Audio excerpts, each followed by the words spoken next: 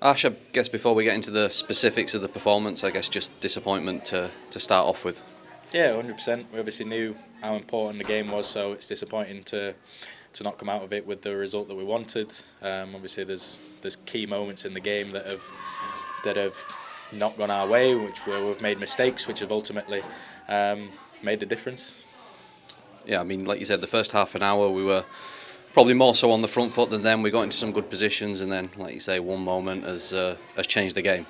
Yeah, yeah, I agree. I thought the first 30 minutes, thought we were good. We were growing. We were getting into dangerous areas without having that cutting edge that we needed to go in front. And then obviously like a really poor individual error has sent us down to 10. But even then after that, I thought we were comfortable. With the shape change, they didn't cause any problems going into half time, and I felt confident that we could keep them out. The disappointing thing for me is they've scored 2 goals to win this game, and those goals weren't scored because it was 11v10.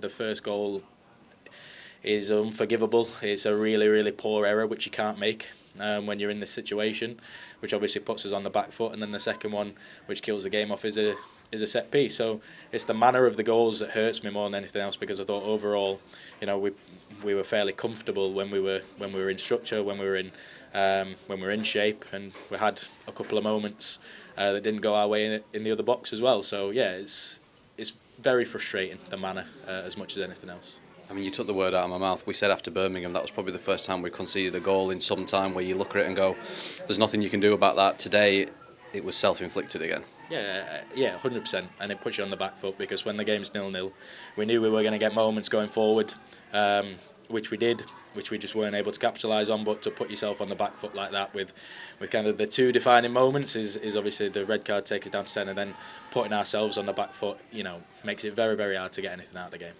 Team-wise, obviously had to make a few changes so many of the girls obviously didn't come back till Friday. Jackie and Jay didn't train even until yesterday. Obviously you've lost Ella, Eva, Maddie through different parts of the week.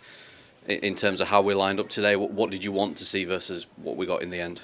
Yeah, I've no doubt in my mind that the players that were available were more than capable of winning the game, so I'm not hiding behind the fact that we had a couple unavailable, a couple injured. Obviously we've not had great preparation with Ella being injured, Eva being kind of ill towards the back end of the week, and Maddie coming back and having a few issues on Friday, which give us a bit of a scare. So she's not with us at the moment. So it doesn't help, but at the same time, I was more than confident going into the game that we had enough to win the game, which adds to the frustration. And the other thing this does do, it reaffirms to me that we do have enough to stay up. I don't think we're the weakest team in the league. I really don't. Today proved that in my mind, but we don't get anything for free, so we're not taking things for granted. We know exactly where we are and what we've got to do. We've got 5 massive games now to go and pick up more points than our opposition. Is that the main thing? I mean, the emotions always roar after a game. There are still 5 games to go. There's a couple of games to go here, again against teams that are around us in the league. We're not bottom. Obviously, we've made it difficult for ourselves, but there's still a lot to play for. Yeah, our performances and the points we've picked up between Christmas and now have meant that losing this game doesn't have a massive impact. If we'd have won today, things would have been over, and same now that we've lost today, these things aren't over. But everyone is very keenly aware of the position that we're in and the work that we need to do. We've got tough games coming up. We've also got winnable games coming up, and we'll be working very hard to make sure that we do get the points that we need in order to secure our status. And finally, you mentioned it there, obviously the next 2 games, I mean, they're 3 weeks away, but obviously London City away, Bristol City away. 2 very difficult games, but you've got 3 weeks now to work with the squad. Obviously, you've got those international players back, and apart from the couple that are out, probably the first time you've had a sustained period to work with the whole squad. Yeah, I'm not jumping for joy that we've got 3 weeks off. I think it's ridiculous scheduling that we have to wait so long to get games in. It doesn't help anybody. We've got a couple of friendlies penciled in, which will obviously help us. So yeah, we know very much that there's plenty to work on. So we're not going to be sat twiddling our thumbs finding things to do in those 3 weeks.